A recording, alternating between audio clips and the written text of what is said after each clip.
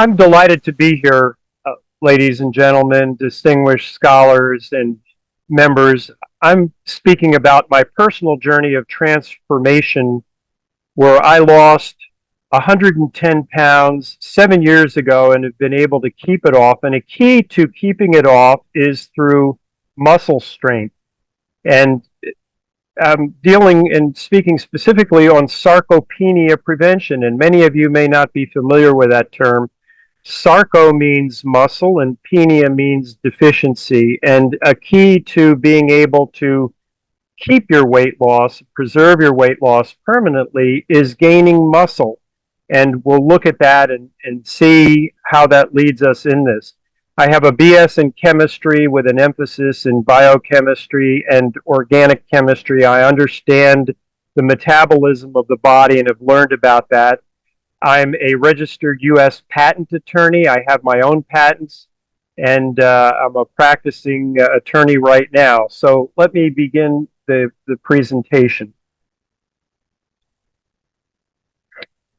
I want to start out with my story. It's not a pretty story, but it has a good ending. Or I should say this, it doesn't really have an ending. It's continuous. And it started in 2016 in August. I was done. I woke up one morning. I was dizzy. I was about to pass out. I couldn't stand up and told my wife something's really wrong. I couldn't drive. She drove me to the hospital. I ended up in the ER. And I want to show you this. This was in San Jose, California. My blood pressure at that time was 174 over 101. The doctor looked at that and he told me, he said, I was at imminent risk of a stroke or heart attack and I had to change my ways. As you can see, I was obese in this picture, had a large belly, and I really thought it was over. I was at that time 68 years old, and I thought, I've yo-yo dieted my whole life. How can I do this? How can I change? And I had been heavily overweight for greater than 30 years, as you can see in these photos. And all of them, I was obese. I yo-yo dieted for that period of time, lost some weight, gained some weight, but never did any significant weight loss, or certainly not keep it off permanently. So what was it that changed me? Do you think the doctor's warning telling me that I was at imminent risk of stroke or heart attack caused a change? It did not. And this is a book written by author Alan Deutschman, Change or Die. And what he said was people who were given a similar ultimatum as that, where the doctor told them you were at imminent risk of catastrophic physical changes, or if you don't change your metabolism immediately within that 1 year. According to the author, 90% of the people that were given such an ultimatum did not change their ways. And I was one of them. I hadn't changed. It didn't cause me to change my lifestyle at all. Now, when I was a young man, however, I was quite fit and athletic. I played high school football, ran track, was on the swimming team. And one of the things that I really wanted to do was to join the Marine Corps. This is me as a young man in my Marine Corps dress blues. I was very proud to wear that uniform. So what was it that caused me to change my lifestyle and lose weight permanently with no injections, no excessive exercise, and no more yo-yo dieting? Well, it was that image of the Marine Corps uniform. I had a cousin who invited me to the Marine Corps birthday ball, which is November 10th every year. And this was about 6 months in advance of that. They invited me to attend that, and I had not been able to fit in my military uniform in well over 30 years. And I thought, you know what? This is a goal. I can do it. I can lose. At that time, I had 76 pounds to lose to get back to my military weight. I can lose those 76 pounds in 6 months, and I'm going to do it. I want to fit in my uniform again. And as you can see, here's a before and after. I was able to do it. I had that goal. And you can see the difference here. This was me. I really had not a double chin, but a triple chin. and I was able to lose that, maintain muscle tone, and keep that weight off. I lost 110 pounds total from my all-time high, from 293 to 183, which is where I am right now, and I've kept it off for 7 years. No more yo-yo dieting. It's been a total transformation for me, the difference between night and day with what it's made in my life. That was my goal, to fit in my dress blue uniform. And I'd like to ask, what is your goal? We've got Christmas and the New Year's coming up in just a little over 3 months from now. Is it your goal for a holiday party to be fit, a wedding that you would attend, a graduation, perhaps a reunion? Maybe you have a vacation planned, you want to get a promotion, or you just want a better lifestyle and health. And I've always been impressed with this quote by Viktor Frankl: those who have a why to live can bear with almost any how. In other words, if you have a goal, you can put up with whatever it takes to get there. And I'm living proof of that. If you have that goal. So what did I learn, and how can I impart that to you? How can you do it? And I want to say, if I can do it, you can do it too. As you saw the high blood pressure, I had all of the metabolic syndrome. I was pre-diabetic. I had heart issues, and just in ill health. My joints hurt all the time. Well, what's changed? If you look at a beach scene from the 1960s or 70s, it was hard to find an overweight person. So what's changed in that period of time? Human nature didn't change. We're still the same people. Well, today in the U.S., 72% of all Americans are overweight. That means with a BMI of greater than 25. 42% are obese. That's with a BMI of greater than 30. And 9% are severely obese. That means with a BMI of greater than 40. The average man today weighs 26 pounds more than his counterpart in the 1970s. And the average woman weighs 20 pounds more than her counterpart in the 70s. And this is where we are today. 42% obesity. Yet if you go back to 1960, it was 13%, and it remained relatively flat till about 1980, and then it starts taking off. And the same with severe obesity. It's actually less than 1%, 0.9% from 1960, stays relatively flat to 1980, and then increases, where we are at over 9% today, which means that there has been a tenfold increase in severe obesity, which translates to roughly about being 100 pounds overweight. I was in that category for a while. So what's happened? What caused this? Well, there was a Dr. Ansel Keys who was determined that cholesterol was the culprit causing heart disease in the U.S. So he came up with a 7-nation study that said we need to eliminate cholesterol from our diet. Let's get rid of butter. We're going to add vegetable products like Crisco, canola oil. We're going to remove all cholesterol. We're going to remove meats from the diet. And that led to the infamous USDA food pyramid, in which they came out and said that we should eat up to 11 servings of carbohydrates per day, and they minimized the role of good, healthy oils and fats in our diet to being used sparingly. So what did that do? We went from butter to Crisco to canola oil, and all of these seed oils that you see, the vegetable oils and seed oils, interchangeable, canola oil, mazola oil, rapeseed oil, soy oil, all of them are toxic to the body. They're refined with hexane, a petrochemical, and then they are deodorized, actually, and they are used in almost all fried foods if you go to any fast food restaurant, in chicken nuggets, certainly fries, and they use these over and over again.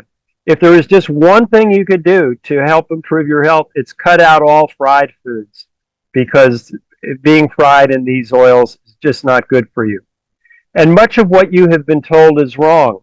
There is the energy balance equation that says a calorie is a calorie is a calorie, And that will tell you that, say, for example, 450 calories of a chocolate cake is the same as 450 calories of a filet mignon. But I think we all instinctively understand that can't be true. The nutritional value is completely different, and a calorie is not a calorie. Another lie that you're told is if you do this or that program, you can continue to eat your favorite foods. Well, that's a lie because these foods are toxic and harmful to the body. And if you can wean yourself to get off of the high glucose, the high carbohydrates, you won't crave these anymore. You won't want to eat these so-called favorite foods. So this is why the energy balance equation is wrong, that all calories are equal. It doesn't account for hormones and insulin resistance.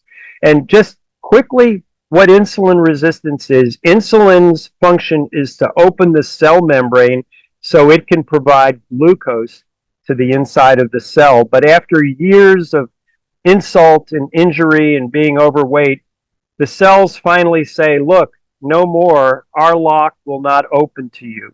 So what happens? The insulin can no longer put the glucose inside the cell, so that glucose just circulates throughout the body. It goes in the liver, it can go through the blood-brain barrier and cause visceral fat, because that's what insulin does. If there's excess glucose in the blood, it will store it as fat. Now we're told, well, take metformin, that will reduce glucose from the blood. But really what it does, it's just like sweeping it under the rug. It's true that metformin does reduce liver gluconeogenesis, that is glucose produced by the liver, and it also can reduce the absorption of glucose in the intestines, but it doesn't deal with the root problem.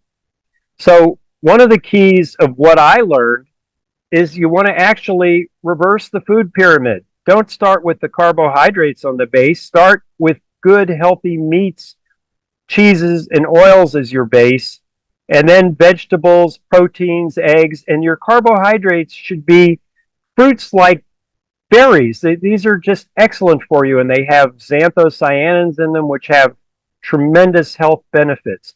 Now, we've got to eat more protein as well, and it should be 0.8 of a gram of protein for every pound of body weight. So if, say, for example, a woman wants to weigh or does weigh 120 pounds, multiply that by 0.8, you get 96 grams. So a woman at 120 pounds would want to eat 96 or 100 grams of protein a day. For a man at 180 pounds, that would translate into 144 grams of protein per day.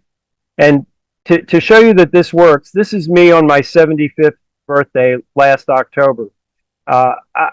I feel metabolically 30 years or more younger. I can do things. I skydive now. I run. On my 75th birthday, to celebrate it, I ran 7.5 miles in Austin, Texas. Felt very good. Actually ran the last 2 miles faster than the first.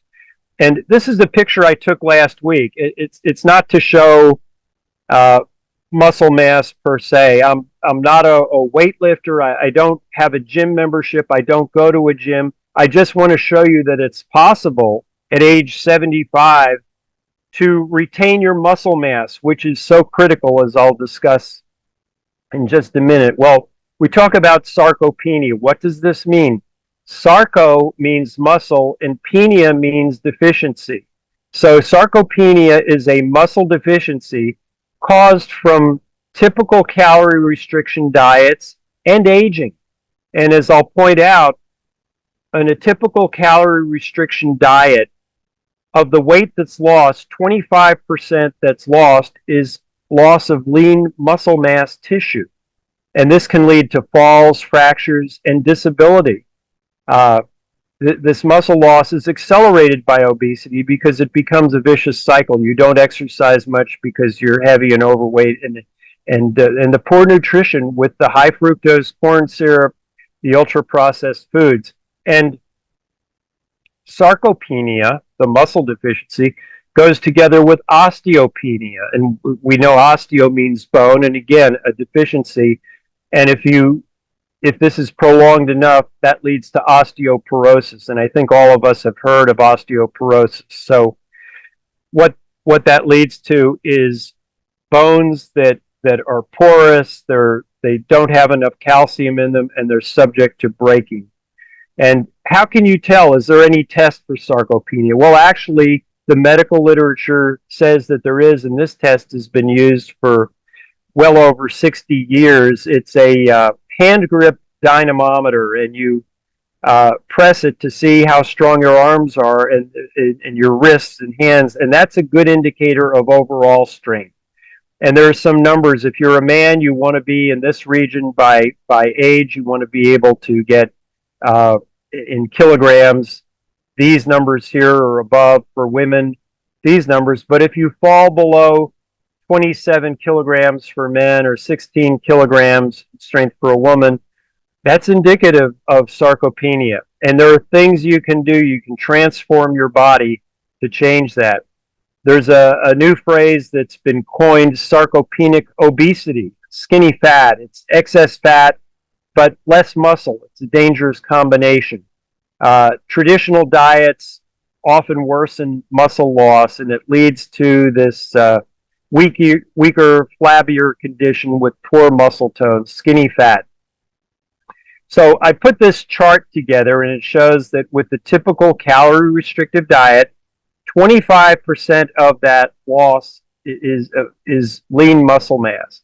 And if you're taking a GLP-1 therapy drug, up to 40%, and I'm going to show you in the next slide the literature regarding that, comes from those drugs. And there's a phrase that's been used recently out of Hollywood. They call it Ozempic face, where the face looks sunken and hollow because even the facial muscles have been reduced and causing this.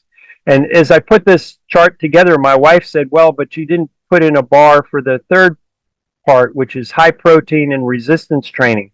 Well, you can't see it, but it's at zero. What it means is that with high protein in your weight loss diet and resistance training, I'm not talking about going to a gym and being a gym rat. I'm talking about something very simple. You can lose the weight without losing any lean muscle mass or muscles through it. Now, here's an article I wanted to show you. I mentioned up to 40% from GLP-1 drugs as a weight loss. This article was published in January of this year. It's in the National Library of Medicine and PubMed Central, the effects of GLP-1 receptor agonists. The first author is Victoria Old, and here is an excerpt from that article. And I just want to bring this to your attention. Emerging evidence shows that up to 40% of overall weight loss with semaglutide, that's your GLP-1s, is lean body mass, which has a negative effect upon skeletal muscle mass, especially in populations at high risk of sarcopenia.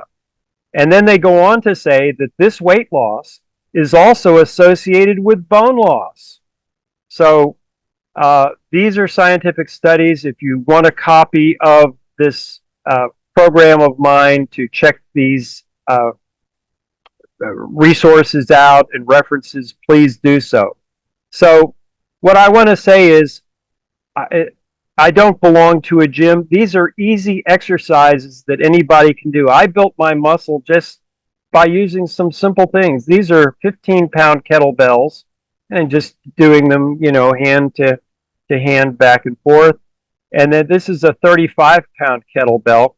Now with this one, I swing it, and I do recommend using a weightlifter's belt, though, to protect your lower back with that. And then the other thing I do is push-ups. These are push-up handlebars where you grip the handlebars as you do the push-ups. And I've invented some equipment. It's this roller board that goes back and forth that assists in doing push-ups. It makes it actually fun to do, and you look forward to it. The key is consistency. You want to be able to do this 3 times a week. You have a day on and a day off because you have to let your muscles and the fibers that have been stressed to be able to heal, and that gives you more strength. And then doing functional moves like squats, push-ups, using resistance bands. a key also is walking about 3 miles a day. And that takes about an hour if you're going to walk. That'll give you approximately 7,000 steps. Uh, I don't count steps per se, but this is the equivalent. So it's very, very important to get out and do the walking because it also strengthens your bones. And also it helps with your balance. If you're going to do these things, do it barefoot outside where you get the grounding effect. And as you're swinging the kettlebell, your center of balance changes and your feet grip in different ways as you're swinging it. And this helps your overall strength. So avoiding sarcopenia with proper nutrition. Well, I think we all know these are high quality proteins here as one way to avoid it. Eggs, fish, dairy, Greek yogurt, cottage cheese, and so forth. Antioxidant, anti-inflammatory foods like berries, leafy greens, and so forth. And then foods rich in omega-3 fatty acids like salmon, and then bone supportive nutrients, again, leafy greens, broccoli, and so forth and so on. Many of us know this, but it's important to limit our diet to this and avoid all of these other carbohydrates which tend to work against that. And wanted to say, one of the sad things, a consequence of a hip fracture that's caused by sarcopenia is up to 20 to 30% of people that have a hip fracture die within 1 year. In fact, I was speaking with someone last week who told me his father-in-law had a hip fracture and did, in fact, pass away within that 1 year. But the other thing, assuming a person survives that, there's a loss of independence, the possibility of a nursing home, fear of falling, depression, social isolation. How can you avoid this? Again, avoid sarcopenia. Build your muscles. And so what I talk about and speak and teach on is a low-carb, high-protein diet for 90 days to lower that insulin resistance, and then ease into a Mediterranean diet, which is sustainable for life and has been proven to be one of the best overall nutritional diets for everybody. And then you've got to do these body weight resistance exercises. But they're simple. They're not difficult. But doing it 3 times a week makes all the difference in the world. It's doable and it works. Well, I want to talk about the main goal shouldn't be just weight loss per se, but rather fat loss in which you have a vitality and vibrancy of life. Since I lost the weight, I can skydive. You know, if you weigh over 220 pounds, most skydive places won't take you. You're too heavy. But now I do it. I enjoy doing it, and there's a vibrancy that comes with that. I feel healthy. I play with my grandkids. I run with them. I play catch with them. I roll on the grass with them. There are all of these things that you can do when you're vibrant. And as I said, I'm 75. I certainly don't feel it. I feel like I'm maybe 35 or less. I feel better than I did then when I was heavily overweight. I've written a book about it. I've been featured in USA Today, MSN, NBC, and LA Weekly. But let me say this. Reading a book doesn't get you there. The book has all the methods and techniques, and as we spoke about, this book, Change Your Diet, that I mentioned earlier, 90% didn't change, but then the author followed a group of people that were given the same ultimatum that had coaching, accountability, and support. And those people, it was a complete reversal. Those people did change, and that's what I offer. Before you transform your body, you need to transform your mind. And as Lao Tzu said in 500 BC, when I let go of what I am, I become what I might be. That means you've got to get rid of the past that's been wrong thinking and think what's correct. And I wanted to say this. I thought it was appropriate since this conference emanates out of Rome, Italy. In the letter to the Romans, there's this verse, do not be conformed to this world, but be transformed by the renewal of your mind. Now, what does that mean? The word renewal, the original Greek word, it really refers to a renovation. And I don't know if any of you have ever renovated a room in your house, maybe a bathroom, maybe a kitchen, but what's the first thing you do? you have to get rid of the old stuff. You take that out. You use pliers, whatever you need to do to get rid of the old stuff before you can put the new stuff in. Well, that's what the transformation is. It's a renovation, and it is a transformation. As I mentioned, my life has transformed. My body has transformed because I'm not conformed to my old ways of thinking. So it's so important to have the right mindset. And weight loss will only be temporary, as I found out for some 30 years, just yo-yo dieting, losing a little, gaining it back, unless your mindset changes. It's about preserving lean muscle and protecting your bone health and securing independence. It's never too late to rebuild your muscle, and I'm living proof of that. You can do it, and again, you don't have to be a gym rat. You can do it at home with some simple exercises in well less than 30 minutes a day. So I've had some testimonials for my book.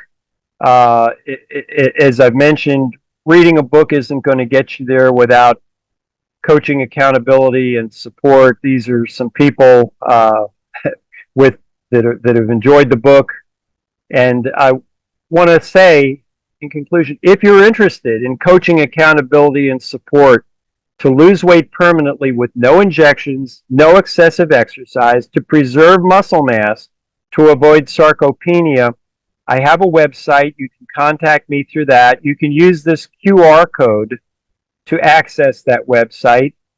And here's my business card. This is my personal number.